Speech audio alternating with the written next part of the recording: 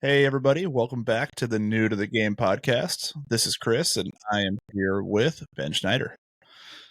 Tonight, we are going to be talking about the 1,000-foot view of systems, processes, and kind of the ways to stay consistent in your business when you're setting up your processes and systems. We're going to talk a little bit about customer management softwares. We're going to talk about some of the other big picture views of why systems and consistency and processes in your company is important. And we're going to dive into a little bit of detail, but we're also going to kind of cover the 1,000-foot view and then circle back to the nitty gritty of some of these topics in future episodes. So to get us started, Ben, give me kind of like I said, give me your 1,000-foot view of why having systems, processes, and standards in your business is important. Because I know this is a huge passion point for you and one of the things you feel strongly about. So give the folks listening an introduction to why this is so important. Systems and processes are kind of like their own thing because that's more procedures and standard operating procedures, things of that nature. So I won't place so much emphasis on that this episode, but it is kind of an important thing when you're thinking about systems within your company. So on the very high level view on all of these things, it is, in my opinion, I think it's a non-negotiable in a modern trades business. The tradition for years has been one where basically people will operate. I mean, they use their notes on their iPhone. I know you joke about that often, Chris. Or they will literally operate their business like as old fashioned as it comes. Like literally, they have like a portfolio in their car that they basically operate their entire business out of, just pen and paper, literally. And what the challenge that creates when you essentially lack systems is, and when I talk about systems, I want to be specific on the definition of that. Like that is software, especially that you would use for your company. So think about like spreadsheets, think about CRMs, think about your construction management software, think about your scheduling software. A lot of those can be kind of interconnected. Some of you are the type that have like 50 different systems and you just want them all to be integrated with one another. But the way that I perceive it is that it is an absolute critical tool if you are a person who values efficiency, values the ability to do more but with less time, or values the ability to offer what might be described as a seamless experience to your clients, or even on the more like technical side of it, a legal side of it, like actually have good healthy structure and systems to back you up if there's a messy situation, be it a legal situation or be it just to validate and verify for your clients that documentation is accurate or things of that nature. The challenge when essentially you don't have those things and when you still operate with pen and paper or pen and pad is essentially, if I were to put an example to it, it's like you're starting a race. And I mean, let's just picture you're starting a race running around a high school track and you're starting at the very, very beginning, whereas the people with systems are starting substantially further away from the start line, so they're further ahead in the race. Better way to say it would be just closer to the finish line, so they're able to get there a lot faster and a lot more effectively with a lot more ease and smoothness and not as much demand and tension. So you don't have to solve as many problems. Again, so that's broad coverage of what it looks like, but I think that it's, again, in my opinion, a non-negotiable. If you're looking to be able to establish a modern day trades business, you have to be able to understand how to take advantage and utilize systems and software for your company. Absolutely. And I know both of us have trialed, used, kept, gotten rid of, etc. about 100 different solutions. I mean, I joke all the time that like my company, before I bought my current company from the previous owner, I joke with people all the time that she was successful for 20 years using a spiral bound notebook that sat on her desk, a Rolodex of index cards, and a QuickBooks account on her desktop computer with Windows XP from 2007. And it is more than possible to run a successful company with super like rudimentary but solid, reliable long-term systems. But at the same time, in the modern trades business, like you said, you're almost doing a disservice to your clients and your business's future by not taking advantage of how many options there are for automations, for making things more simplified and repeatable. So give the audience a few examples. Like, obviously, I think almost everybody listening to this has probably heard of a CRM, but give a little bit of an intro about like what is a CRM, why is it probably the first software that you should look at as a new business owner, and what does it allow you to do for your business? Customer relationship management software system. There's not an S at the end of it, but yeah. And essentially the goal of that is it is a tool for you to have, essentially think about your iPhone and you would have a collection of all of your contacts. Most of the time a CRM is going to have a very helpful tool of like, essentially if you were to visit that customer's page or their profile, whatever you want to call it, it's going to have all of the necessary information of the interactions you've had with that person, deposits you've collected from that person, estimates you've sent that person, approved or paperwork, whatever it may be, work orders, scope of work. The goal of it is to be able to be essentially the overarching platform that you go to when you need information. It's where you store data and it's where you can work with the data that is inside of it. So on the construction side or the service side, most of the time, again, it's going to be more focused on invoices, estimates, work orders, things of that nature. In other businesses, it might have different emphases and different key points. Some CRMs are extremely intuitive and they can track literally every text message, every phone call. It has recordings of all of it.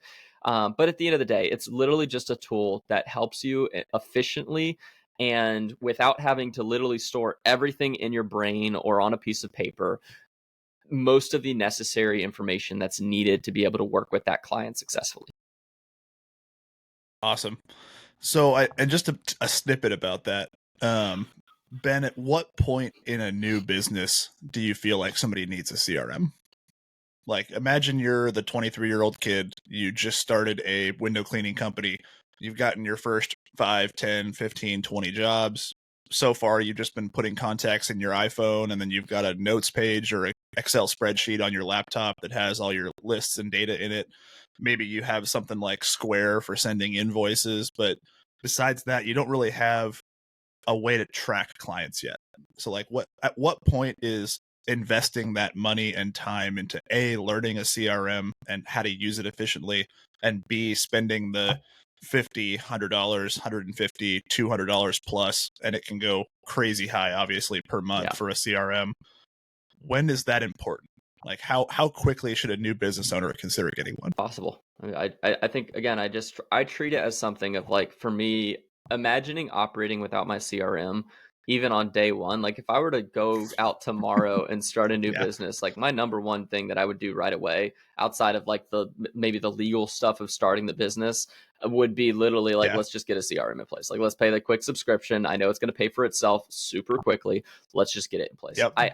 It's the whole plant a tree mindset. Like the best time to plant a tree was 10 years ago. The second best time is today, because the reality of a good CRM is the earlier you are able to start it. Most CRMs have a lot of customization, a lot of work that you can put into essentially optimizing it for your company. So if you start it tomorrow and have it just be literally butt naked basic, and then allow it to scale into something that is much, much more intuitive, much more user friendly, much more cohesive to, again, whatever it is that your business does, you're going to be so grateful that your past self did that.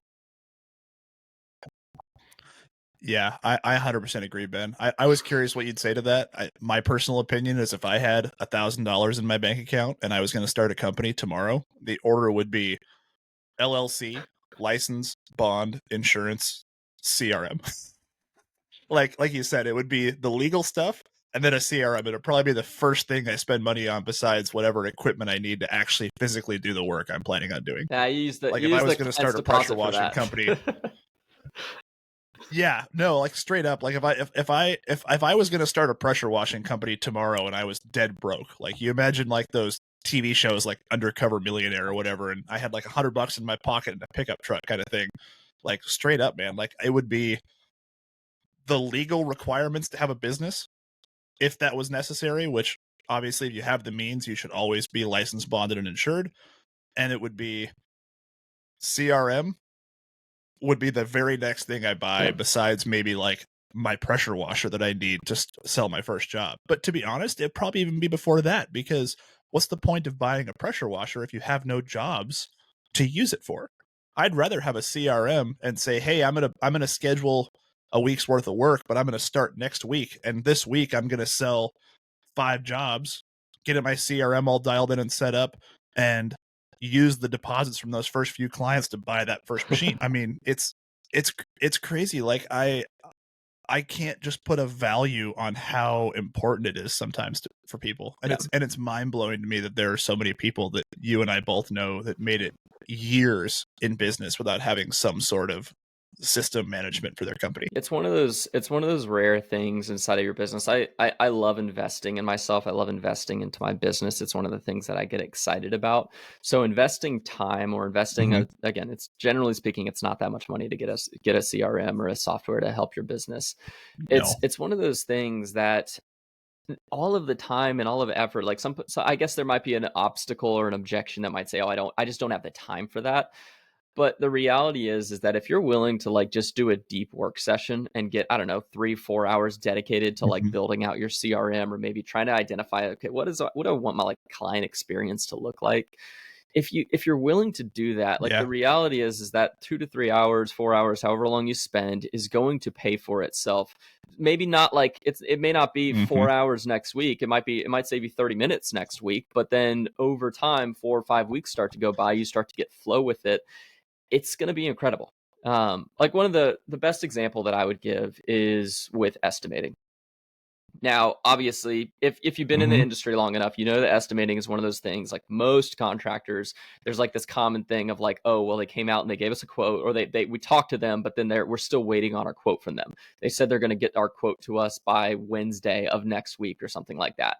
Because essentially, the reality for those people is that they're going out there, they're taking their measurements, they're doing whatever they need to do. They probably are rushing through that process because they've got so much other stuff they know they have to do in the back of their mind, and they get home, or they maybe plan a set day in the week of like, this is my estimate preparation day, and they have to sit down with like a spreadsheet or a calculator and all of these different little things that they have to toy with. They're pulling up their Home Depot page or their Site One landscape supply, and they're basically trying to figure out, okay, how much am I supposed to charge this person? They're doing all this math in their head, and at the end of the Mm-hmm. day, it takes them 30, 45 minutes, 2 hours to prepare a, I don't know, a Mm-hmm. $4,000 plant estimate or something like that. Like that's the reality for a lot of people in the Yeah. landscape world.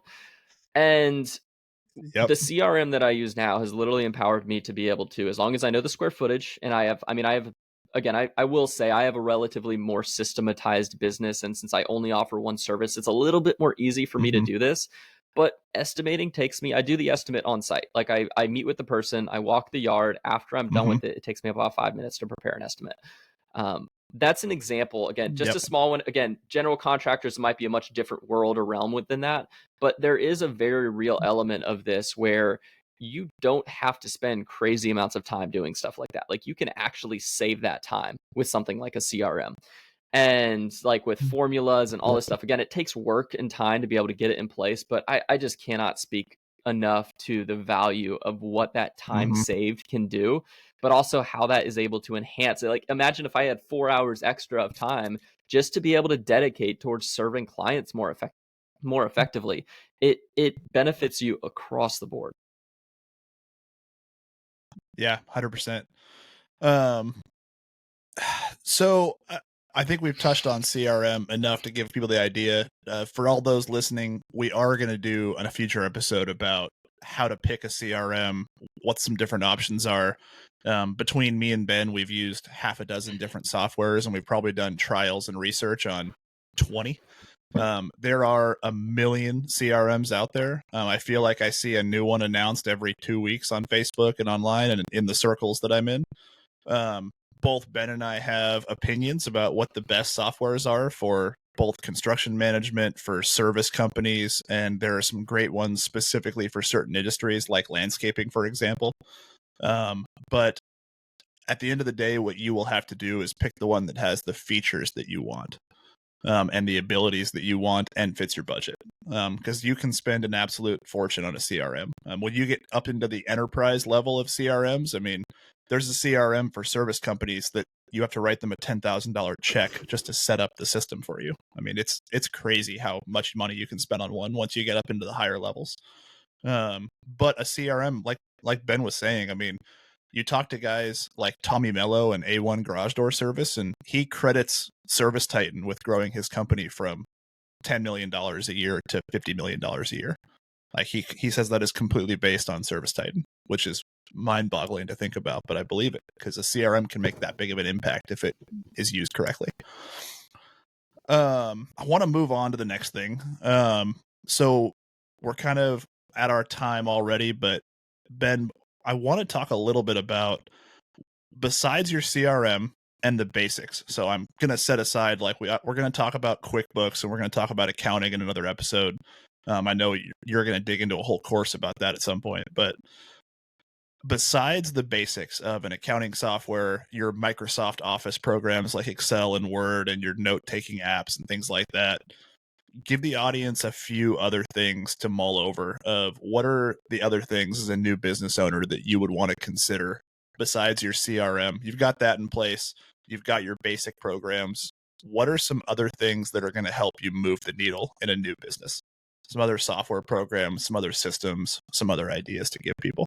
The subject can be counterintuitive or almost sound hypocritical sometimes because of how I've talked about in the past. I mean, one of my recent episodes was on simplicity.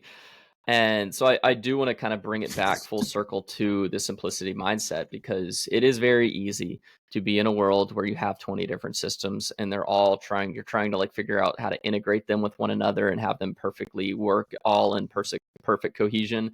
The reality is that if you're really just in this place of just starting, like, don't try to overcomplicate this. Like, I would start simply, get a Google Drive or a OneDrive or whatever software you feel comfortable using.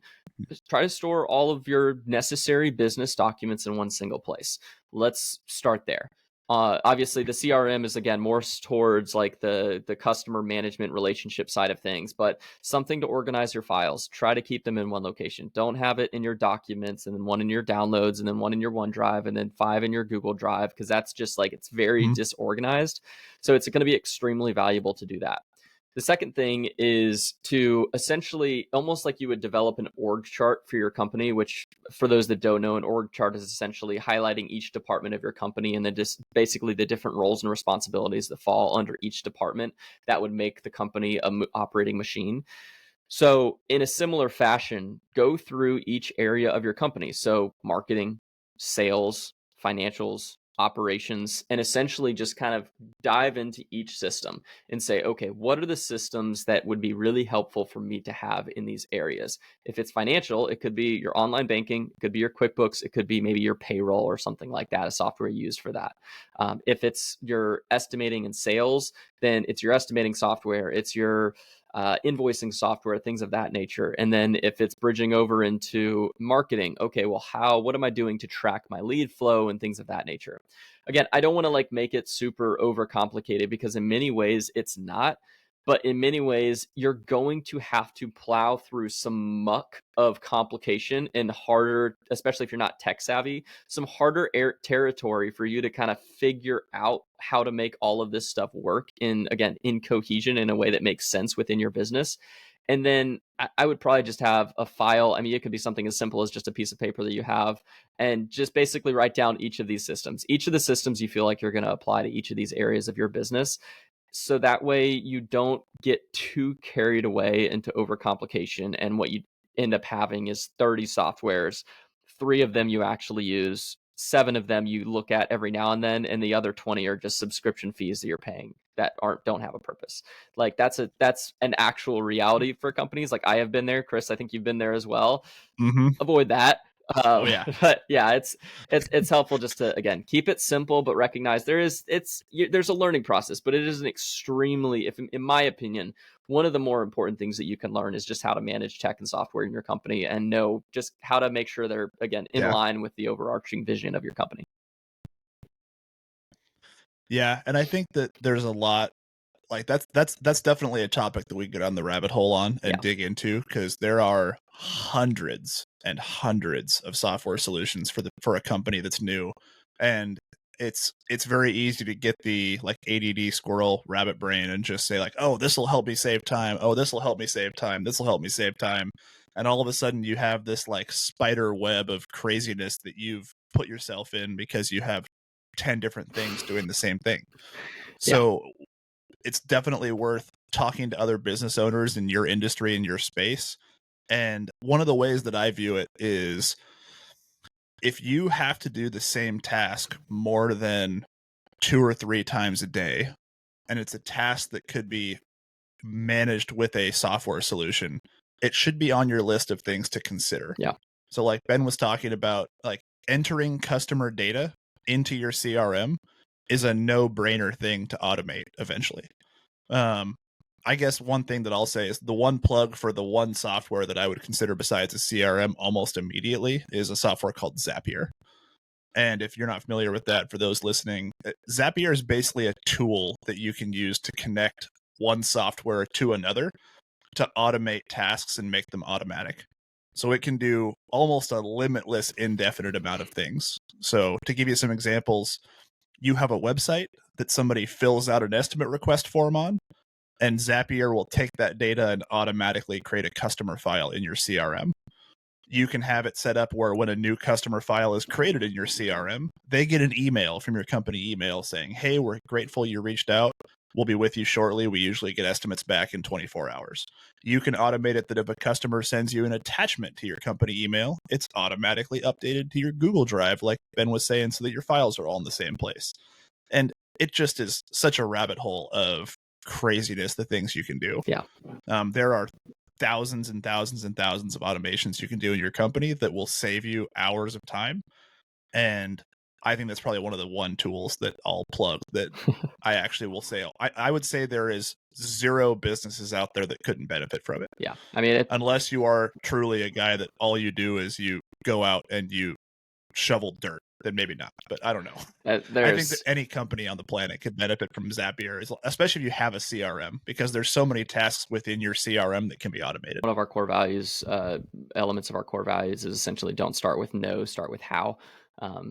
And that can be, that just inherent principle, like we apply it constantly in our side of our business, and we are constantly developing little things. I mean, we're 6 years into business now, and we're still exploring little ways that we can improve our time efficiency and things like that. So obviously, again, don't get you should maybe feel a little bit overwhelmed, but it's one of those things where just show up 1% every day and realize that like little touches, little tweaks will scale with time, and they are building blocks on top of each other. It's not like you're just wiping the slate clean and starting fresh every day. So yeah, never start with no, always start with how. But yeah. Yep. All right. Well, we're gonna wrap this up. Ben, besides what we've talked about, any last thoughts for that 1,000-foot view of systems? Any parting thoughts to leave the audience with about kind of this picture as a whole? We're going to have more episodes coming out about specifically CRMs and about how to pick one. We're going to have episodes about individual systems and software solutions. We might even, just a little preview, we might even have some interviews coming up with people that me and Ben have relationships with that do software management for a living. Like the CEO of the software that Ben uses and one of the co-founders of the software that I use. So those might be coming out at some point in the future, depending on how long until we get there. But any parting thoughts, Ben, or any kind of wrap up things you want to leave the audience with? I will never emphasize this more, of just being able to make sure that you don't feel over intimidated by these types of conversations. While they are, I mean, I say statements like it's a non-negotiable, and I agree with that statement fully, but don't feel as if you're going to absolutely screw your business over if you don't have this thing in place tomorrow and it's not perfectly efficient. Like, it's okay to be able to start very basic, but yeah, get the basics in place. The basics in place will help you so much. And then with time, you can start to adapt and increase and improve. Awesome. Well, at the end of the day, we are appreciative for all of you guys listening. Sorry we've been a little bit delayed to get content out the last couple of weeks. Both me and Ben are wrapping up our busy seasons in our companies, and it's been a little bit wild. We are going to be trying to get episodes out at least once or twice a week going forward. If you are new to the game and new to our podcast, we are New to the Game podcast on YouTube, and we are also on Apple, Spotify, iHeartRadio, Samsung Podcasts, and almost every other podcast platform out there.